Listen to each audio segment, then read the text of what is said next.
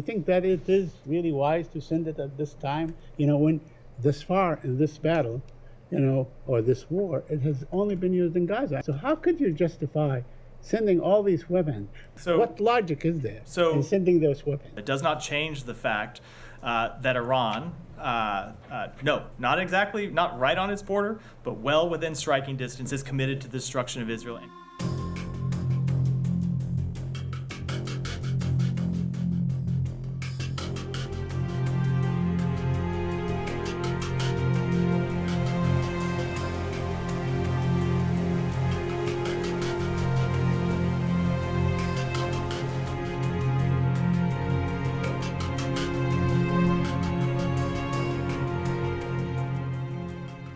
Let me ask you something. You talked about the 2,000-pound bombs and so on. You think that it is really wise to send it at this time? When this far in this battle, or this war, it has only been used in Gaza. I mean, I know you say that Israel is surrounded by, people that wish it well and so on. But in fact, it's surrounded by Egypt with very good relations with Israel, surrounded by Jordan with good relations with Israel, surrounded by Syria, that is obviously embroiled in its own civil war and cannot even defend itself against attacks as we have seen today. So, quite the contrary, Israel is surrounding Hamas, and it's using these weapons to do that. And in fact, I mean, the F-35, to the best of my knowledge, I could be wrong, has only been used in combat against the people of Gaza. So how could you justify sending all these weapons when you have the most hapless people probably on earth, destroyed, moving from one place to another, and so on,